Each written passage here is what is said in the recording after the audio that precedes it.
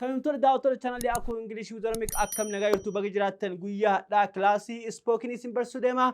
Afaan spoken yookaan immoo haasaaf kan tolchuudha jechoota muraasa jechoonni mostly Ameerikaanonni fayyadaman kan barachuu deemnu jechuudha. Hanga sagantaa kiyya dhumaatti yookaan immoo akka na wajjin turtan kabajaan isin gaafadha jechuudha.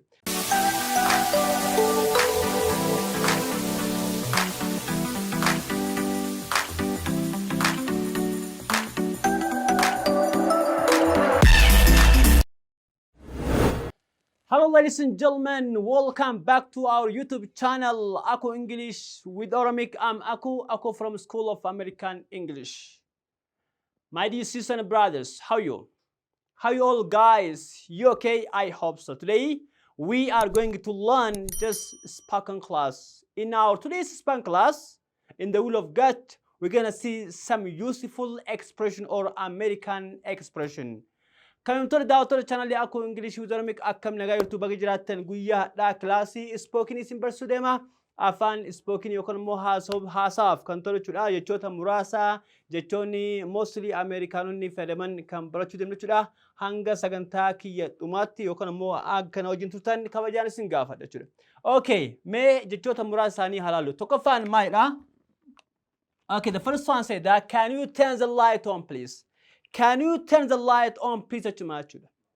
Okay, if I was in the kitchen, maybe you're buying a gas, can you turn the light on please? Miss, let's say money case dukana you can more money bakawait dukanai at the money case classy living room, bedroom, kitchen, you can more guest room in yojrate. But can it switchy guram yosra fagate? You can say, can you turn the light on please? Take option data. Malo if I student data. Can you turn the light on please? Malo if I student data. Gara gavin almo you can say turn on the light. Na kalabrata we can say turn on the light. Or you can say turn on the light or you can say turn off the lights. Okay? Turn off the light if I turn on the light if I Kanaf nan hasake polite go to mostly can you turn the light on please attention. Falla kana mo arms malo if I arms and they touch your bath. Can you have if you want to sleep? You're a for bad day. If I san arms and they touch your bath, you can say, could you switch the light off please? Could you switch the light off please? Kaitan mo you can say, could you turn the light up please? Could you turn the light up please? For instance, you have a phone. If your phone is the brightest darkness, you can more mobile ke when is if it is invisible. Wow, you do bad, you can more or bad gallery kesa lighting is you buy if undenden. You can more buy your dukanae. My name light you can more if I etina double.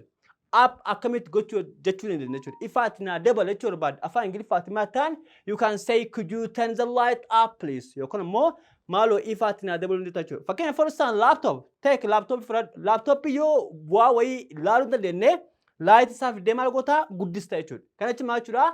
Could you turn the light up please? You are more if I sa not the case at your you can say, could you turn the light down please? Okay? Could you turn the light down please? If I can more lighty, the case when they touch it. The next one is the power is out. Let's say if there is or if the lights went, if I your body, if white is lightning, so if I do your body, also what the legato you if I'm body, my nan the power is out natural. If I'm body, the power is out. You can say the light went natural, the light went damage natural. Could you light the candle? Let's say if the power is out, if you can you might be asked someone who close to the candle. Namatoko might take avata. Could you light the candle? Okay, shamak absudun data. Could you light the candle? Could you light the candle? Shamak absudun data. Could you light the candle? Light the candle chun absachul garabratin. As it tips bare sajira, light the candle chun shamak absachul. Can I feel polite with your bad matan? Could you light the candle? Shamak absudun data. Or you can say moyo ifan debe. You can say, could you blow the candle out? Could you blow the candle out? Okay, then what? Could you blow chin afu? You can say, could you blow the candle out? Shamat amsudan data. Okay, kaitanamo you can say I'm off to bed. I'm off to bed means if you want to sleep or if it is time for bed or if it is time for sleep, if you feel sleepy, you can say I'm off to bed. I'm off to bed means I'm going to bed. Or you can say I'm going to hit the sack or you can say I'm going to hit the hay. Jechuudha. Rafuu barbaade jechuudha. Kuni jecha expression normal jechuudha. I'm off to bed jechuun gara hirribaa deemaa jira. Rafuu barbaade jechuudha. I'm off to bed man jechuudha. Kaitanamo, you can say it is wake me up. Wake me up, or you can say wake him up, or you can say wake her up. Fakkeenyaaf namni tokko akka hirriba irraa ka'uuf yookaan immoo hirriba irraa na kaasee gara ofitti fudhachuu barbaadde jechuudha. Yeroo irratti sa'aatii haganirratti hirriba irraa na kaasechuu barbaadde. You can say wake me up jechuun na kaase jechuudha. Hirriba irraa na kaase jechuudha. Faallaa kana immoo hirriba irraa na kaasin jechuu barbaadde. You can say don't wake me up. Don't wake me up. Hirriba irraa na kaase jechuudha. Don't wake me up, man. Don't wake me up. Don't disturb me. Don't wake me up. Yoo ammoo stay. Wake him up. Isa kaase jechuudha barbaadde. Maannaan wake him up. Bakka tanatti maal goona? Himi buufna jechuudha. Okay? You can say wake him up. Wake her up. Okay? We can say wake them up. Isaan lee kaas. Yookaan immoo don't wake him up. Isa hin kaasin jechuudha. Kaitaan ammoo make the bed.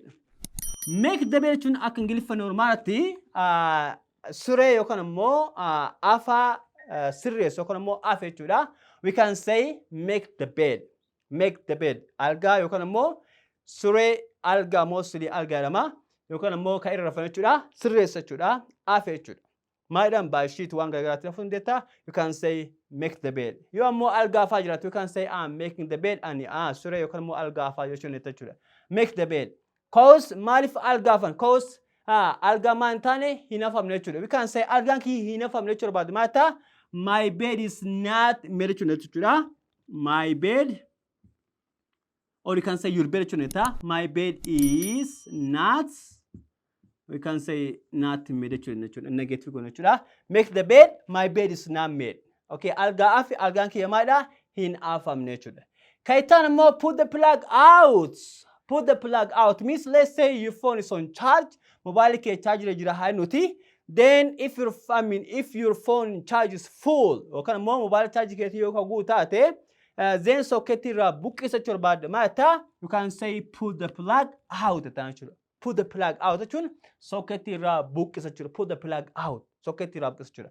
Faallaa kana immoo socket sakka jechuudha barbaadde. You can say pushing the plug or you can say plug jechuudha. Plug-in. Plug jechuun bakka sakkaan kun yeroo baay'ee extension cord jedhama yookaan immoo extension lead jedhama. Kan amma gama dheeraa qabu jechuudha. We can say extension lead jechuudha. Cord jechuudha. Anyhow, adapter jechuun immoo yookaan immoo adapter yookaan immoo adapter jechuun kan sakkaan jechuudha. Yeroo garii plug jechuun immoo hiikan isaa kan sakkaan xiqqaasan jechuudha. Okay, so we can say put the plug out, socket irraa buqqisi, or you can say pushing the plug jechuun socket sakka jechuudha. Gabaabinaan maataan plug in. Plug in my charge. Plug in jechuun sakka jechuudha. Kan biraa immoo you can say I'm sleepy and I'm tired or I'm a little bit tired or you can say I feel tired jechuudha. Yoo hirribi si qabe jechuudha. Mugaan na qabe yookaan immoo mugiitiin na qabe jechuudha baate yoo jechuudha you can say I'm sleepy. I'm sleepy jechuudha. I'm sleepy, I'm off to bed, or you can say I'm sleepy, just I want to hit the hay, or you can say I'm sleepy, I'm going to bed. See you morning, or have a nice time with your neta. Hirribi na qabe jechuudha. Kaitaan immoo I'm tired. I'm tired. That means I'm exhausted. By you can say I'm exhausted. Yoo dadhabdoo you can say I'm tired. I'm tired jechuun dadhabe so I want to sleep. Rafuu barbaade jechuudha. Kunniin expressionii muraasa Afaan Ingiliffaa keessatti yeroo baay'ee amma itti fayyadamuun irratti dirqama jechuudha. Ayita immoo muraasa kanaan kan wal fakkaatu jechuudha. Tokkoffaan lighters. Lighters jechuun immoo Afaan Ingiliffaatti torch jechuudha. You can say lighters jechuun kan amma ittiin sigaara fa'aa lighters itti qabsan jechuudha. Kan ittiin yookaan immoo ibidda fa'aa qabsan lighters jedhama. Yookaan immoo akka Afaan Amerikaatti called torch jedhama jechuudha. Torch jennaan. Or you can say kaitaan immoo light the candle jechuun gabaabinaan jechuun ifa shama ibsa jechuudha. Yookaan immoo shama qabsa jechuudha. Light the candle jechuun shama qabsa jechuudha. Put it out the candle jechuun immoo shama dhaamsa jechuudha. Put it out the candle yookaan immoo blow out yookaan immoo blew out past tense goone jechuudha. You can say put it out the candle or you can say blew it jechuudha. Blew out it. Blew jechuudha rakkoon qabu jechuudha. Past tense jechuudha. Kaitaan ammoo you can say put out the fire jechuudha ammoo ibidda dhaamsa jechuudha. Put out. Put out jechuun phrasal verb sidha. Dhaamsa jechuudha. Put out the fire jechuun ibidda dhaamsidha. Light the fire jechuun ammoo ibidda qabsa jechuudha. Ibidda qabsiisa jechuudha. Kaitaan ammoo put the lid on jechuun ammoo fakkeenyaaf yeroo baay'ee shaaman ka bifa sadii jira jechuudha. Shaaman waan akkanaa sadii qabu jira. Shaaman bifa sadii yookaan ammoo mataa sadii qabu jechuudha. Ka sadii qabu jira jechuudha. Yeroo baay'ee akka saanii wayii keessa yookaan ammoo kubbaaya wayii keessa jira. Yeroo kubbaaya wayii keessa taa'u yeroo baay'ee ka sadii yeroo birthday faa yeroo qabsiisan shaama bifa sadii faa yookaan ammoo saanii wayii keessatti hin jira. Shaaman sun maadhama fakkeenyaaf 3 weeks ennaan yookaan ammoo lamallee qabu jira. Mostly sadii qaba. Yeroo baay'ee 3 weeks, okay, 3 weeks candle ennaan jechuudha. Okay, 3 weeks candle jechuun shaama wanni sadii qabu jechuudha. Wanni dhaabsan sadii qabu jechuudha. Okay, so wanni san yeroo cufan akkanatti blow gochuurraa kurree irra kaan jechuudha. Kurree jechuun afaan Ingiliffaatti lead jedhama. Kurree jechuun afaan Ingiliffaatti lead ennaa jechuudha. Kurree waa wayii we can say lead ennaa jechuudha. Kanaaf put the lid on jechuun kurree irra kaa jechuudha. Yeroo san maadha shaaman in dhaama jechuudha. Yoo kurree irra kaatti ima dhaama jechuudha. So you can say put the lid on jechuun shaamar yookaan ammoo kaandil irra kurree kaa jechuudha.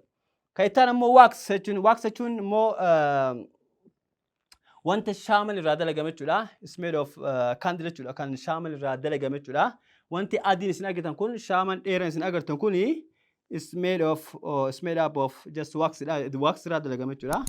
Wax irraa dalagame jechuudha. Yeroo baay'ee shaaman wax irraa dalagame jechuudha. Kanaaf wax jechuun wanni shaamaa kana jechuudha. Okay. Walumaa galatti expression yookaan ammoo Ameerikaanonni baay'inaan itti fayyadaman jechuudha. Most jechuudha. Kaadha isinii qopheesse kana fakkaata yeroo taanu yookaan ammoo yeroo taanu barumsa biraatiin hanga walitti deebinutti nagaatti naa tura. Isin jechuu barbaada kun haasaa expression baay'een barbaadu hiikaa isaa qofa waan ta'eef daqiiqaa baay'ee sun fudhadhuuti. Ammaaf barumsa dhaabsanii qopheesse kana fakkaata nagaan naa tura. Love you all. Kilaasii biraatiin walitti deebinutti nagaatti.